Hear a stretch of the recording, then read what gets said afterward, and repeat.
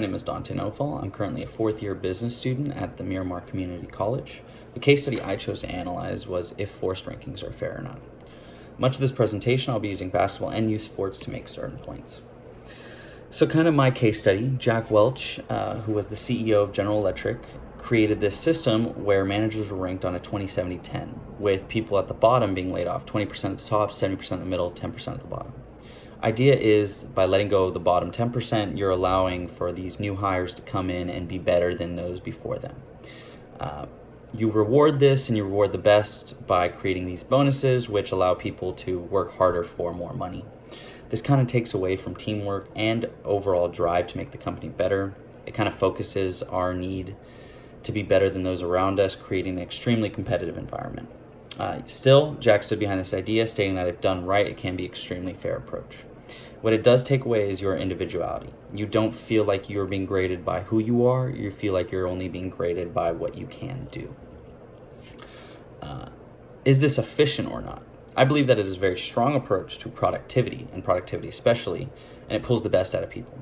Nowadays, that doesn't seem extremely high on a lot of people just because we look at youth sports and you see where it's not so much about the first place, it's about overall everybody getting a trophy and everybody being rewarded. I believe that ranking people can be handled very incorrectly, especially for a larger company, because there are many personalities in the room and you never understand how everybody feels over a certain topic. For those who were given a position, it makes it tough and can create dislike within the company and make people not see the bigger picture. For those who worked for where they are, it just gives them more satisfaction in saying, I have to work harder, I can get to this 20%, I've been doing it this whole time. Not everybody can perform on command. Some people need to get used to structure, and by not giving them the chance, you lose the possibility of these high achievers, especially when every year you're just cutting off that bottom 10% when there could be one or two people in that 10% who could go on to be the best sellers in your company. Other methods of ranking individuals within your company include customer reviews and employee reviews, both of which have their merits. Customer reviews can show which employees are giving it their all and which employees are creating that really good contact and communication with the people that your customers. Employee reviews kind of give you a good basis on understanding how everybody's working together or not. And just kind of overall communication plays a big factor in how a company is ran. And the people who help run this company may not always be the people who are making it the most money.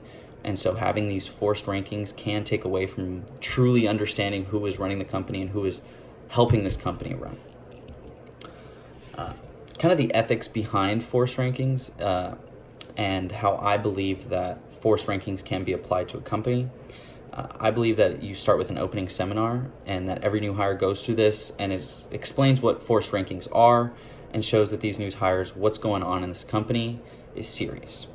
It is meant to allow the new hires to process and prepare for what day-to-day is going to be like, as well as end-of-year big picture. Communication is necessary for those that can be easily discouraged and those who our eyes are solely on the big picture. It kind of helps bring them down a little bit. Having an open door policy allows for them to explain their frustrations to their bosses and managers. Clear-cut guidelines is kind of for each new hire, and it allows them to see what they need to do and what steps they need to hit. Kind of goes along with the benchmarks. Kind of on a global perspective though, forced rankings become necessary as the company grows in size, no matter the location. And it allows the large company to make financial decisions easier and allows for grouping individuals within the company easier. It also gives this company a way out when it comes to, say it's hemorrhaging money and it needs to get rid of this bottom 10% and bring in some new people. It allows them to do that. The main problems with it though is it doesn't really develop new hires as stated before, and it doesn't give people the chance to work up to what they can be. Averages will increase year to year, making it harder and harder for these new hires. Only the best of the best will succeed and stay with the company. The competitive atmosphere it creates can be a little rough for many, and it allows for misinterpretation of what is asked for the company. So kind of all in all, forced rankings has positives and has negatives. I believe that in a global perspective, it has more negatives, and it has shown by a decreasage over the last couple of years. Thank you so much.